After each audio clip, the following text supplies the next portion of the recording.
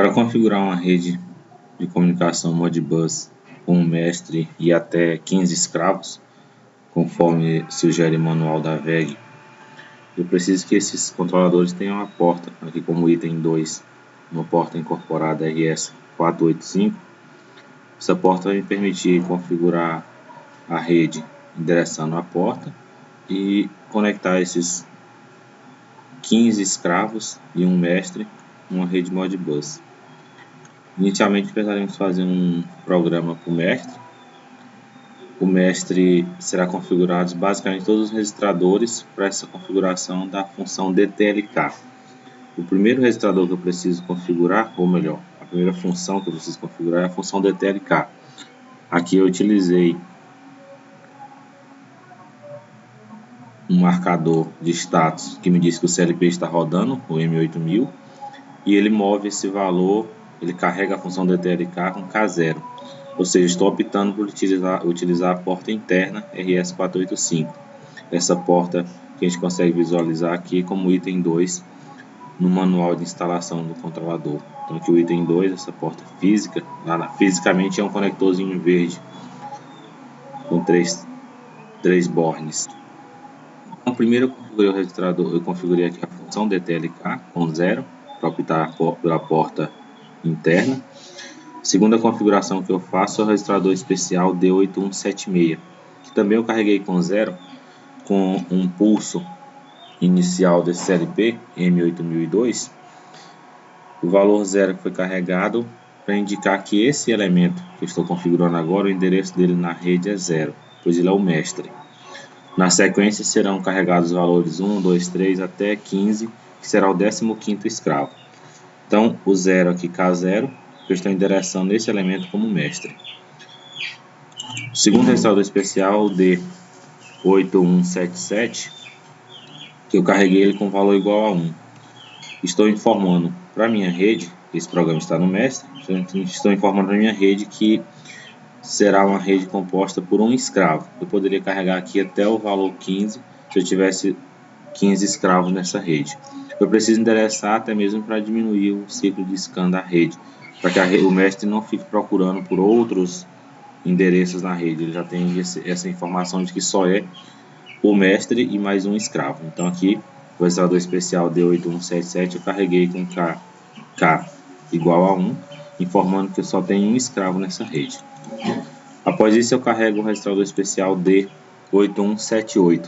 Nesse registrador especial eu defino o modo de operação da rede. Talvez seja o ponto mais crítico. Minha rede, basicamente, ela pode operar em 3 modos. Então eu tenho aqui o modo 0, 1 e 2. Carregamos aqui com K igual a 1, optando por trabalhar no modo 2. Eu coloquei aqui um comentário de que nesse modo de operação, a rede vai disponibilizar 32 bits, 32 marcadores de memória, 32 M's e 4 words. Então, eu tenho aí a opção de trabalhar com 32 marcadores de memória e 4 registradores. Aqui, tentando esclarecer, se eu optasse por trabalhar no modo 0, eu teria o nó 0, que é o nosso mestre, não seria disponível nenhum marcador, e os registradores de D0 até D3 estariam disponíveis para a rede. Se eu optar por trabalhar no modo 1, os marcadores disponíveis na rede serão 32, de M2000 até M2031, e eu teria 4 registradores de D0 a D3, que foi exatamente esse o modo optado por trabalhar aqui na nossa rede que estou utilizando como exemplo. Então por isso eu carreguei aqui o registrador especial D8178 com K igual a 1. Tentando só esclarecer mais ainda aqui, optando por trabalhar no modo 1, o meu mestre vai disponibilizar para a rede do marcador M2000 até o M2031. O escravo 1, aqui no nó 1, vai disponibilizar do marcador 2064 ao 2095, e o marcador 2, 2128 a 2159, e assim sucessivamente eu tenho os grupos de marcadores que cada elemento da rede disponibilizará para a rede, e assim também os registradores. A exemplo, o nosso mestre vai disponibilizar para a rede de D0 a D3, o escravo 1 de D10 a D 13 e assim sucessivamente. Continuando aqui na configuração do mestre, o próximo passo foi configurar o registrador especial D8179. Nesse registrador especial, eu utilizei aqui um pulso inicial do CLP, o M8002, para carregar um valor 3 nesse registrador especial. Eu estou informando que ela fará 3 tentativas de comunicação na rede. O mestre fará 3 tentativas. Se não conseguir estabelecer essa comunicação, ela já assume um estado de erro. O próximo passo foi configurar o registrador especial D8180. Eu carreguei ele com K igual a 5, a partir de um pulso inicial do controlador. Isso significa que eu estou configurando um timeout com 50 milissegundos. Então, se o tempo da mensagem ultrapassar essa base de tempo, ela entrará em modo de erro.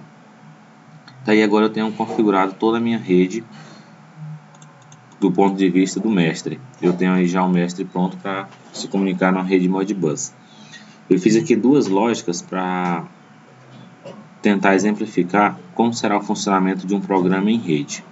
Essa primeira lógica aqui, que eu nomeei como um comentário aqui de programa do mestre, ela está fazendo o seguinte: usa a informação de uma entrada física do mestre, X0, a primeira entrada física digital do mestre, para acionar a M2000. O que significa isso? Eu estou associando uma entrada física do mestre a um marcador de memória M2000, porque M2000 é o primeiro marcador de memória que o CLP mestre vai disponibilizar para a rede. Lembrando aqui no manual que ele vai disponibilizar de 2000 a 2021. Isso porque eu optei trabalhar no modo 1 de operação dessa rede Modbus. Então, acionando a entrada física X0 do nosso mestre, ele vai acionar diretamente o marcador M2000 e esse M2000 está disponível para a rede. Então, qualquer um dos escravos consegue agora saber o estado da primeira entrada física do nosso CLP, o X0. Na sequência, eu coloquei X1, a segunda entrada física digital do nosso mestre, para acionar M2001. Então, agora, M2001, por estar disponível na rede, de acordo com o nosso tipo de operação, eu consigo agora utilizar essa informação que está associada à segunda entrada do mestre em qualquer ponto da rede. Na sequência, eu já conheço qual o programa do meu escravo, então na sequência eu já estou fazendo aqui um selo com informações que foram disponibilizadas pelo escravo 1. Para ficar mais claro, eu vou abrir aqui o programa do escravo 1 e exemplificar para os senhores.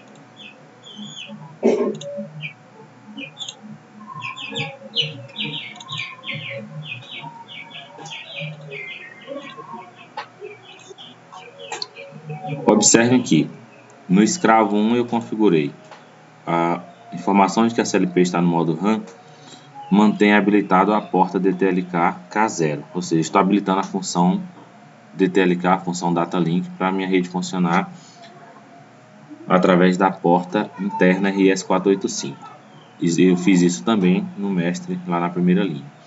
Agora, o segundo passo que eu tenho que fazer aqui no escravo, com o pulso inicial do meu CLP, é configurar o endereço dele, exatamente através do registrador especial 8176, configurado como escravo 1. Então, por isso eu carreguei aqui K1. Eu tenho a informação de que eu só vou ter esse escravo na rede, essa informação no mestre, e aqui eu enderecei esse escravo como endereço 1. Eu poderia ter até o 15º, a diferença seria que eu ia carregar com seus respectivos valores de endereço. Então vejam só que a configuração da rede no escravo se limita somente a essas 2 linhas de programa. Na sequência agora eu tenho aqui um programa muito semelhante ao programa feito lá no mestre, onde eu coloquei a primeira entrada física digital do meu escravo 1 para acionar o primeiro marcador que ele disponibiliza para a rede. Observando aqui no manual, no modo de operação, o nosso nó1 aqui, nosso escravo 1, ele disponibiliza entre M2064 e 2095. Então, a primeira entrada física digital do nosso escravo 1 está acionando o marcador de memória 2064. Agora eu consigo visualizar esse marcador ao longo da rede por quem for necessário. A segunda entrada do nosso escravo 1, a entrada X1, aciona seu marcador 2065, que é o segundo marcador que o escravo 1 disponibiliza para a rede. Agora eu consigo explicar para os senhores essa lógica de selo. Por quê? Lembrem que lá no programa do mestre, a entrada X0 do mestre acionava M2000. Então eu tenho aqui no programa do escravo 1 já a informação M2000. Então ela é proveniente lá do mestre. Eu coloquei ela como contato aberto, e para derrubar esse selo como contato fechado, eu coloquei o M2001, que lá no mestre está associado à sua entrada X1, acionando aqui M0. Este M0, conforme eu comentei aqui, é o marcador zero do meu escravo. Então eu tenho um pulso para selar e um pulso para derrubar o selo, essas informações provenientes do escravo, do mestre, e a ação efetivamente é aqui no escravo 1. Sela M0 e M0 aciona sua saída física Y0. Explicando com outras palavras, eu tenho as informações disponibilizadas na rede M2000 e M2001, no caso, vieram do mestre, selando num programa aqui no meu escravo 1. Então eu vou conseguir acionar a carga que estiver aqui em Y0 através do meu mestre na rede. Dando continuidade aqui, eu vou voltar ao programa do mestre.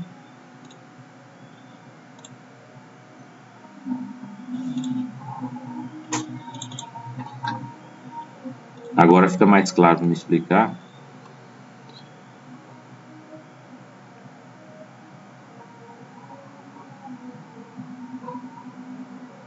Tamanho adequado.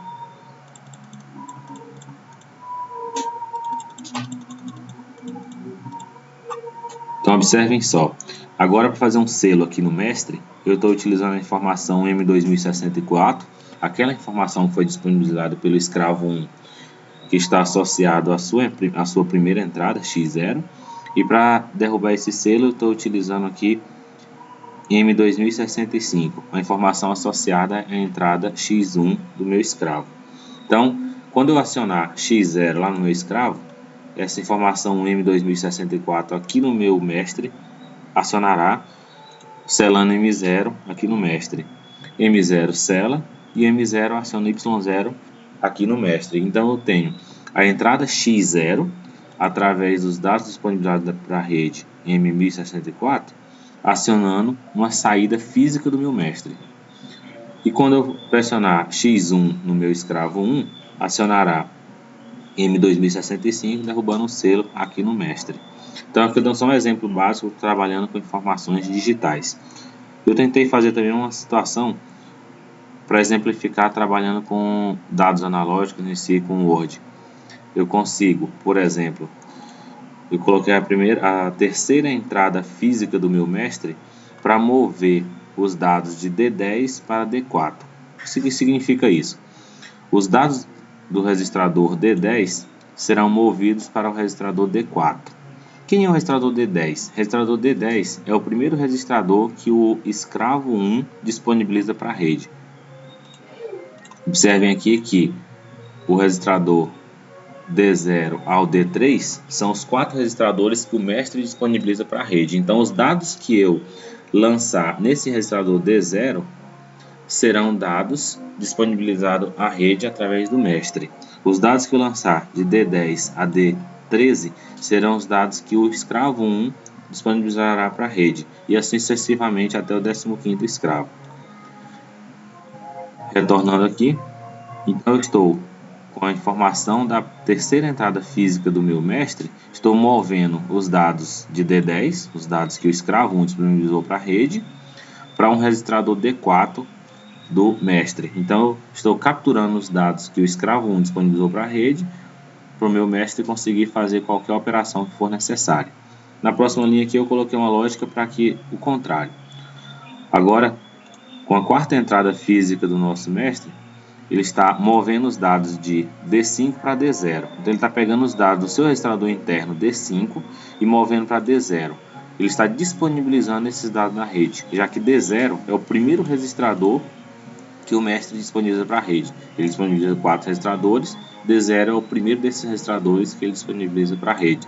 Então agora eu consigo visualizar os dados de D0, que na realidade os dados de D0 está disponibilizando para a rede os dados que foram previamente carregados de D5. Trocando aqui novamente para o programa do escravo, eu vou conseguir ver uma lógica onde eu estou agora capturando esses dados que o mestre disponibilizou para a rede para um registrador interno do escravo 1.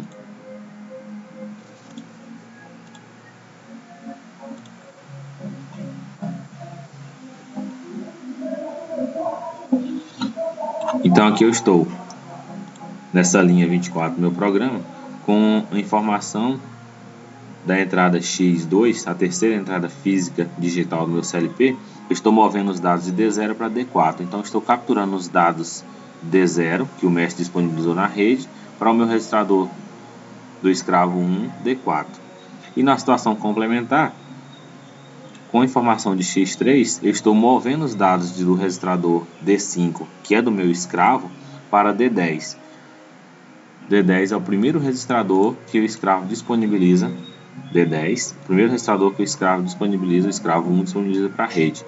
Então, de forma bem simples, eu consigo ter uma situação de data link, uma rede para comunicação de dados entre 16 dispositivos, um mestre mais 15 escravos. Eu vejo de forma extremamente simples para configurar, porque o que eu faço na realidade é ter um conhecimento sobre os endereços de bits e os endereços de Word que são disponibilizados para a rede. Uma vez que eu preciso acessar uma informação do mestre, essa informação tem que ser disponibilizada pelo mestre nesse grupo aqui de 32 bits, sendo uma informação digital, ou no grupo aqui de 4 Word, sendo uma informação analógica.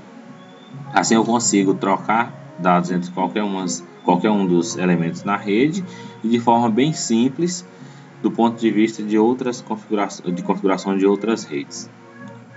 Espero ter contribuído com os senhores. Posso disponibilizar esses dois programas do mestre e o do escravo via e-mail para que os senhores vejam os comentários, vejam essa aplicação, e possíveis dúvidas estão à disposição para responder via e-mail conforme colaborar com os senhores.